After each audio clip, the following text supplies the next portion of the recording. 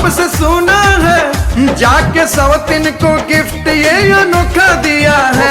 भतार मेरा होली में धोखा दिया है, भतार मेरा होली में धोखा दिया है। तब मैंने भी देवर जी को मौका दिया है, तब मैंने भी देवर जी को मौका दिया है। भतार मेरा होली में धोखा दिया है, भतार मेरा होली में धोखा दिया है। कैसन बात बता।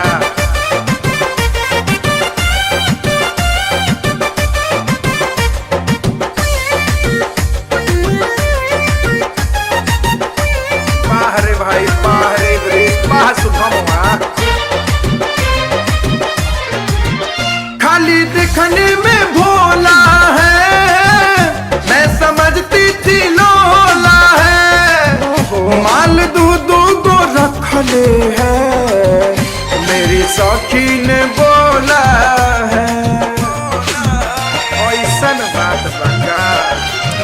खाली दिखने में भोला है, मैं समझती थी लोला है। माल दूधू को रखले है, मेरी सखी ने बोला है। मिलने जाता है मुझको पाता है, झुमका बड़ा बड़ा उसको मुझे छोटा दिया है। भतार मेरा होली में धोखा दिया है, भतार हमारे होलिया में धोखा दिले बा। तब मैंने भी देवर जी को मौका दिया है, तब मैंने भी देवर जी को मौका दिया है। भतार मेरा होली में धोखा दिया है, भतार मेरा होली में धोखा दिया है। अब क्या करो रहो सोनी।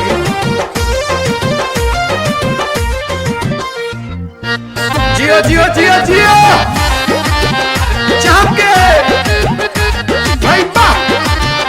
मैं भी ठेंगा दिखाऊंगी, रोज फगुआ मनाऊंगी।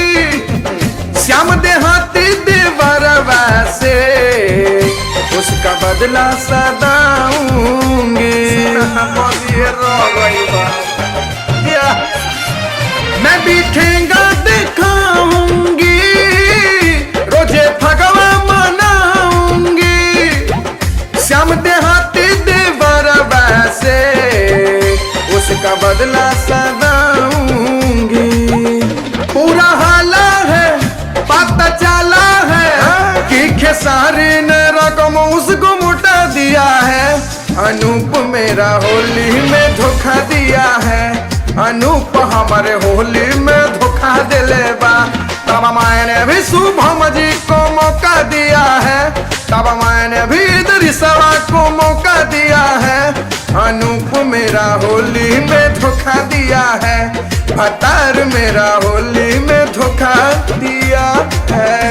प्रणाम, फगुआ मुबारक बा।